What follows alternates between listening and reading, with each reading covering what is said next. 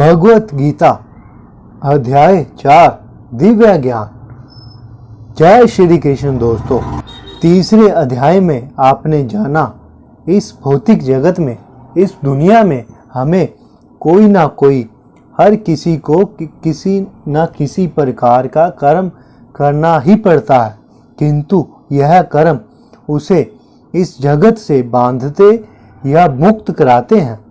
निष्काम भाव, फल की इच्छा के बिना किया हुआ काम। निष्काम भाव से परमेश्वर की प्रसन्नता के लिए कर्म करने से मनुष्य कर्म के बंधन से छूट जाता है और आत्मा तथा परमेश्वर के विषय दिव्य ज्ञान प्राप्त करता है। और अब चैप्टर 4 अध्याय 4 दिव्य ज्ञान। भगवान श्री कृष्ण ने कहा, मैंने इस अमर योग विद्या का उपदेश सूर्यदेव विवस्वान को दिया और विवस्वान ने मनुष्य के पिता मनु को उपदेश दिया और मनु ने इसका उपदेश इक्ष्वाकु को दिया। इस प्रकार यह परम विज्ञान गुरु परंपरा द्वारा प्राप्त किया गया और राज ऋषियों ने इसी विधि से इसे समझा, किंतु कालक्रम में यह परंपरा छिन्न हो गई। अंत यह विज्ञान यथा रूप में लुप्त हो गया लगता है। आज मेरे द्वारा वही यह प्राचीन योग यानी परमेश्वर के साथ अपने संबंध का विज्ञान तुमसे कहा जा रहा है, क्योंकि तुम मेरे भक्त तथा मित्र हो। अंत तुम इस विज्ञान के दिव्य रहस्य को समझ सकते हो।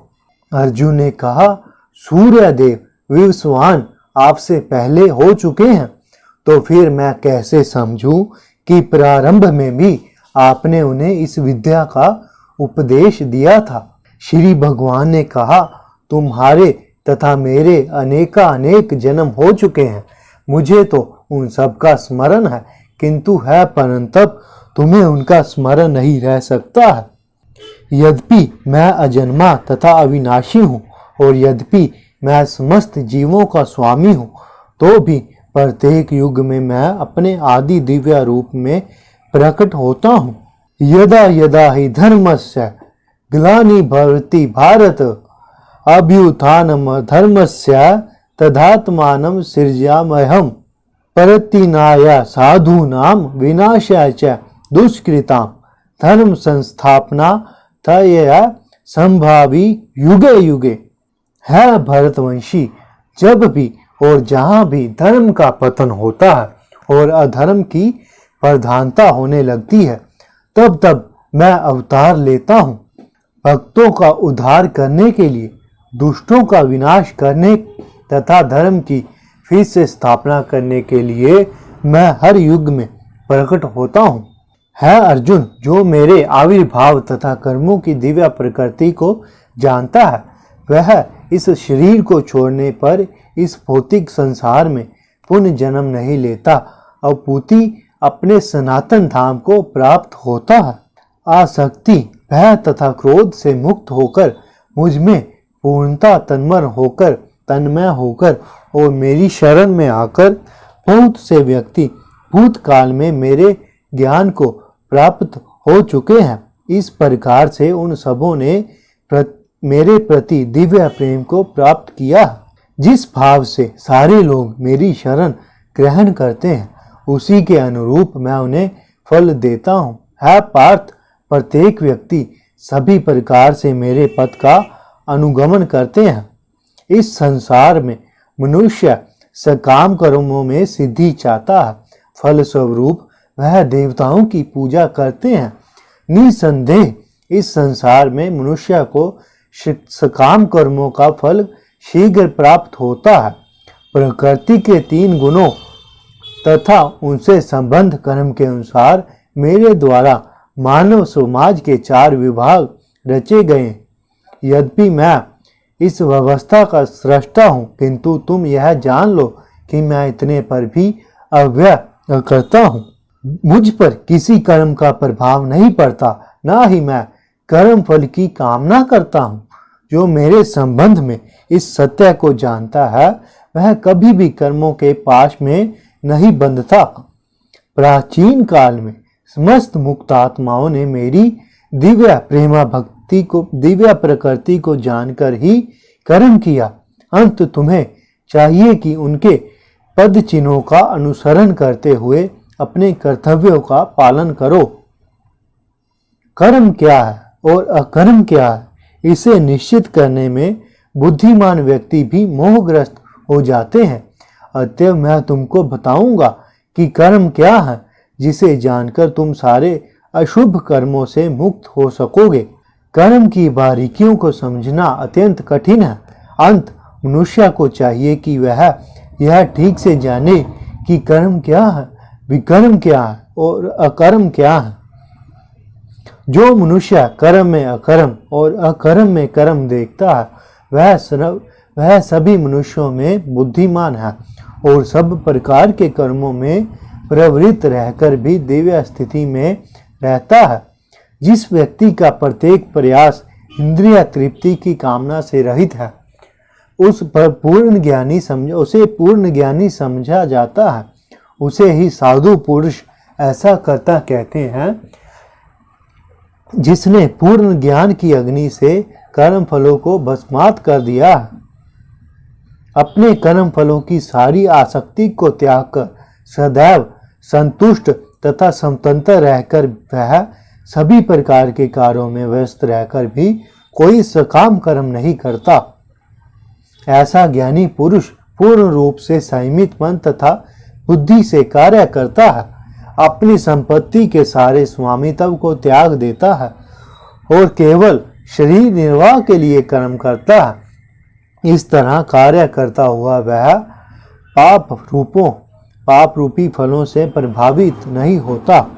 जो समत होने वाले लाभ से, जो अपने आप होने वाले लाभ से संतुष्ट रहता है, जो द्वंद्व से मुक्त है, जो किसी से ईर्ष्या नहीं करता, जो सफलता तथा असफलता में स्थिर रहता है, वह कर्म करता हुआ भी कभी बंधता नहीं।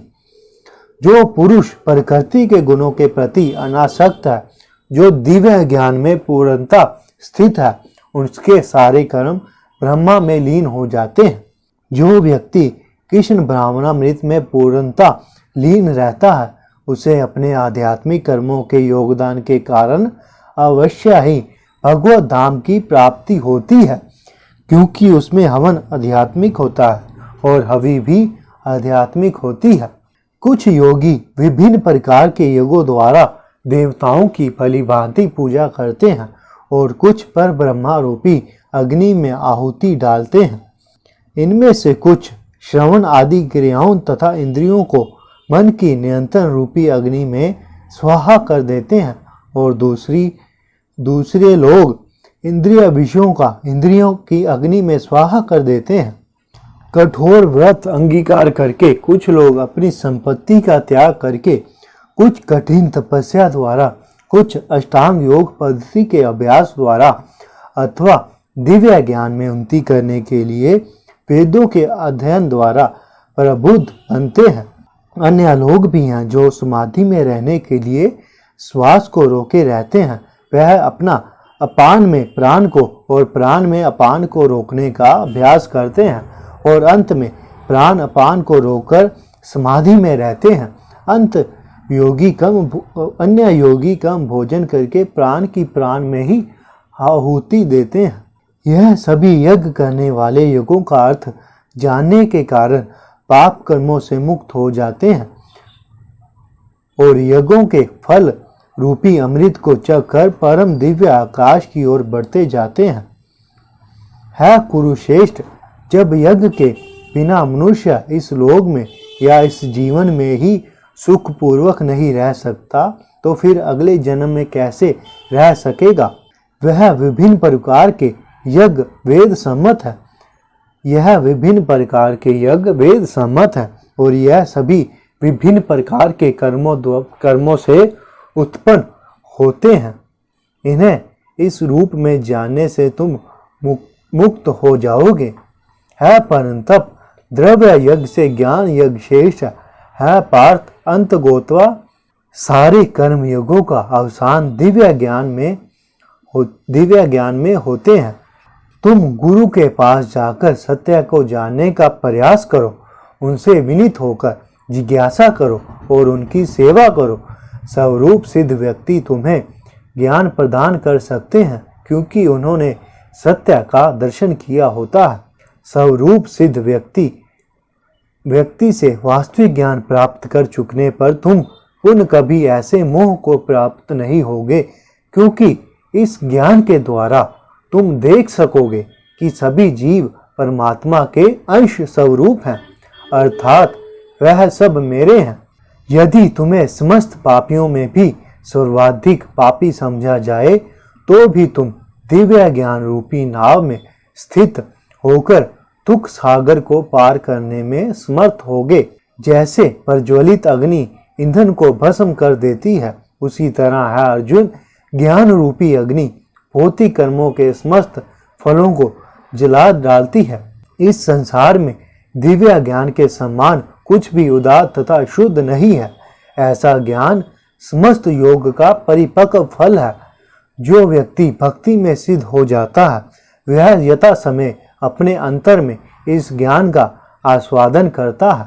जो श्रद्धालु दिव्य ज्ञान में समर्पित है और जिसने इंद्रियों को वश में कर लिया है, वह इस ज्ञान को प्राप्त करने का अधिकारी है और इसे प्राप्त करते ही वह तुरंत आध्यात्मिक शांति को प्राप्त होता है।